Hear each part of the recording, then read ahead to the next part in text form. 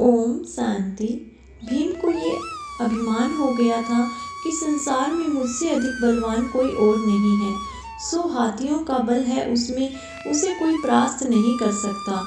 और भगवान अपने सेवक में किसी प्रकार का अभिमान रहने नहीं देते। इसलिए श्री कृष्ण ने भीम के कल्याण के लिए एक लीला रच दी। द्रौपदी ने भीम से कहा, आप श्रेष्ठ गदाधारी हैं, बलवान हैं।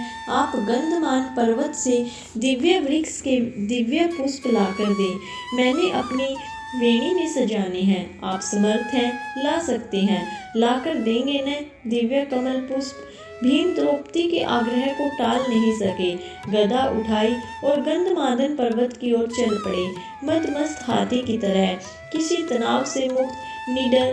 भीम कभी गदा को एक कंधे पर रखते, कभी दूसरी पर रखते, बेफिक्री से गंधमान पर्वत की ओर जा रहे थे। सोच रहे थे, अब पहुंचा कि तब पहुंचा, दिव्य पुष्प लाकर द्रौपदी को दूंगा, वह प्रसन्न हो जाएगी। लेकिन अचानक उनके बढ़ते कदम रुक गए। देखा, एक वृद्ध लाचार और कमजोर वानर मार्ग के एक बड़े पत्थर पर बैठा है। उसने अपनी पूंछ आगे के उस पत्थर तक बिछा रखी है जिससे रास्ता रुक गया है। पूंछ हटाएं, बिना आगे नहीं बढ़ा जा सकता। अर्थात उस वानर से अपनी पूंछ से मार्ग रोक रखा था। और कोई भी बलवान व्यक्ति किसी को उलांघ कर मार्ग नहीं बनाता, बल्कि मार्ग की बाधा को हटाकर आगे बढ़ता है।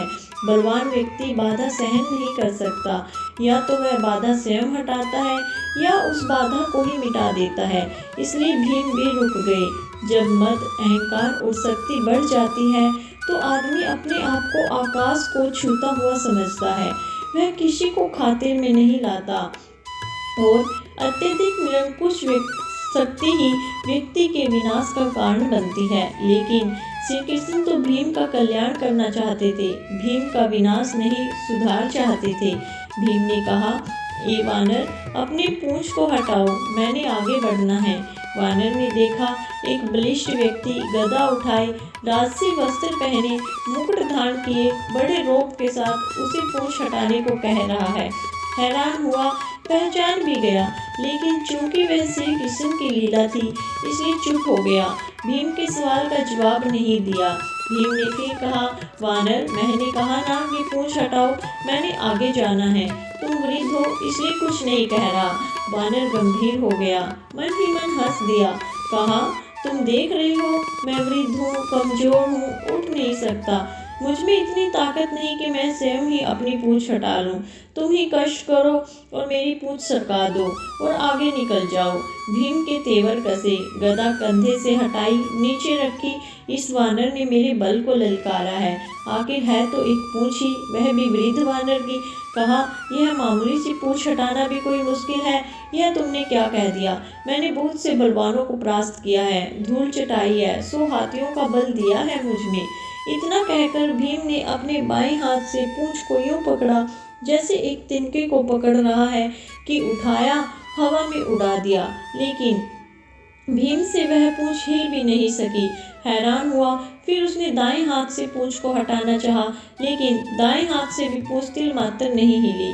भीम ने वानर की तरफ देखा, वानर मुस्कुरा रहा था। भीम को गुस्सा आ गया। भीम ने दोनों हाथों से भरपूर जोर लगाया, एक पांव को पत्थर पर रखकर आसरा लेकर फिर जोर लगाया 2-3 बार, लेकिन हर बार भीम हताश हुआ।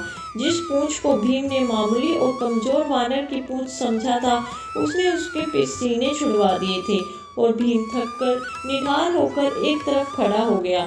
सोचने लगा, यह कोई मामूली वृद्ध वानर नहीं है, यह दिव्य व्यक्ति है और इसकी असीम शक्ति का मैं सामना नहीं कर पाऊंगा। विनम्र और झुका हुआ व्यक्ति ही कुछ पाता है, अकड़ उसे ले डूबती है, ताकत काफूर हो जाती है। और भीम वाकई वृद्ध वानर के सामने कमजोर हो गया। और जब मद और अहंकार मिटता है तभी भगवान की कृपा होती है। भीम ने कहा, मैं आपको पहचान नहीं सका, जिसकी पूंछ को मैं उठा नहीं सका, वह कोई मामूली वानर नहीं हो सकता। मुझे क्षमा करें, कृपया अपना परिचय दें। वानर उठ खड़ा हुआ, आगे बढ़ा और भीम को गले लगा लिया। कहा, भीम, मैं तुम्हें पहचान गया था। तुम वायु पुत्र हो, मैं पवन पुत्र हनुमान हूँ, श्री राम का सेवक। श्री राम का सेवक होने के सिवा मेरी कोई पहचान नहीं और उन्हीं के आदेश पर मैं इस मार्ग पर लेटा हूँ ताकि तुम्हें तुम्हारी असलियत बता दूं। परमात्मा की शक्ति के अलावा किसी की क्या शक्ति हो सकती है। भीम की आंखें खुली। त्रेता युग के श्री राम और हनुमान जी की वीर गाथाएं याद आ गई। प्रेम से श्रद्धा से भीम की आंखें भी खुल गई और भावों के इसी प्रवाह में भीम ने हनुमान जी को समुद्र लागने के समय प्रदान किए गए विशाल रूप का दर्शन कराने का अनुरोध किया और हनुमान जी ने श्री राम की कृपा से अपना आकार वैसा ही बढ़ाया जैसे उन्होंने 100 योजन समुद्र लागने के समय धारण किया था। यह देख भीम हैरान रह गया। वह कभी हनुमान जी के चरणों में देखता और कभी उनके आकार छूते मस्तक को, जिसे वह देख ही नहीं पा रहा था। हनुमान जी ने कहा, भीम, मेरे इस रूप को देख तुम नहीं रहे, लेकिन मैं श्री राम की कृपा से इससे भी बड़ा रूप धारण कर सकता हूँ। भीम ने हाथ जोड़कर सिर झटक दिया और हनुमान जी के चरणों में गिर पड़ा। भौतिक पद, प्रतिष्ठा, धन का अभिमान कैसा, ये तो कभी भी नष्ट हो सकते हैं। भौतिक पदार्थ भौतिक सुख ही देते हैं, लेकिन परमात्मा की कृपा तो शाश्वत होती है, जिसे कोई छीन नहीं सकता, चोर चुरा नहीं सकता। आदमी को उसी दायरे में रहना चाहिए जिसमें परमात्मा रखे।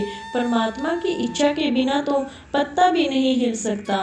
इंसान की जिंदगी का क्या भरोसा, किसी भी मोड़ पर 4 कदम की दूरी पर खत्म हो सकती है। प्रभु के आशीर्वाद से तुम्हें याद दिला रहा हूँ, शक्ति का, ताकत का अभिमान ना करो, क्योंकि यह ताकत और बल तुम्हारा नहीं, भगवान ने ही इसे दिया है। यह शरीर भी तो परमात्मा ने दिया है और जो चीज़ परमात्मा की है वह किसी और की कैसे हो सकती है। इसलिए जो जिसने दिया है उसके लिए उसी का धन्यवाद करना चाहिए। ओम शांति।